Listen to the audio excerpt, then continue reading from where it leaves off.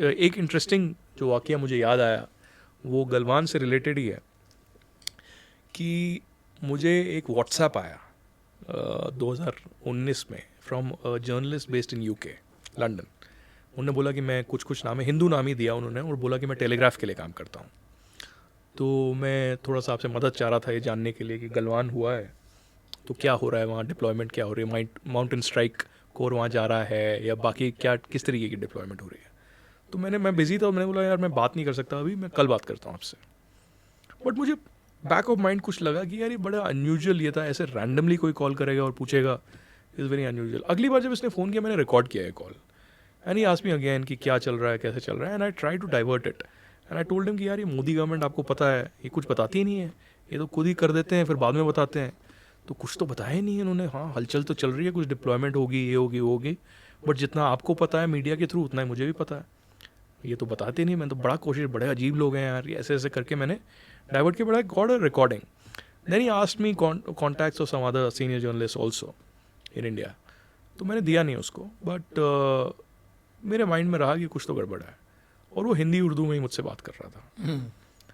तो अब जब वो ज़्यादा खुलने लगा तो मुझे शक हुआ कि कुछ तो गड़बड़ है। So I gave this recording to 2 agencies and I told them कि boss this has happened and I don't know what this is but could you check. By evening both of them got together and told me कि boss this is a call coming to you from Pakistan.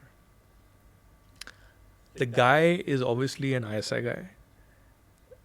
This number was purchased from New Delhi a few years back by an employee of Pakistan High Commission. The number is not functional, but the WhatsApp on this number is functional. And they are trying to extract information. This is the first time they have called a journalist. But अभी तक पिछले 1 साल में हमने देखा है ये army वालों को फ़ोन करता है। हो गया आर्मी के कर्नल को फ़ोन किया और बोला कि मैं ब्रिगेडियर बोल रहा हूँ, तुमने अभी तक वो रिपोर्ट क्यों नहीं दी मेरे को, वो फाइल मेरे को व्हाट्सएप करो जल्दी से। तो इस तरीके से कोशिश करता है कि कुछ इन्फॉर्मेशन आ जाए।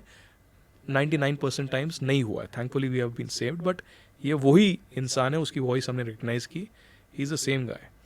और ये हमें लग रहा है कि ये he is working for Pakistan ISI, but in turn he is working to China. So you see this is a small incident. And then I checked my phone. I realized that immediately after Article 370 abrogation and nullification, he had called me at that time. But I was in Kashmir. There was no internet. So I didn't respond to him. I checked it days later probably. सबसे बड़ी बात तो Honey trapping की, कि कितने easily Facebook के through या किसी व्हाट्सएप के थ्रू आप हनी ट्रैप हो जाते हो और आप इतने वो हो मस्त हो कि आप समझ ही नहीं आता, खुशफहमी में हो। खुशफहमी में।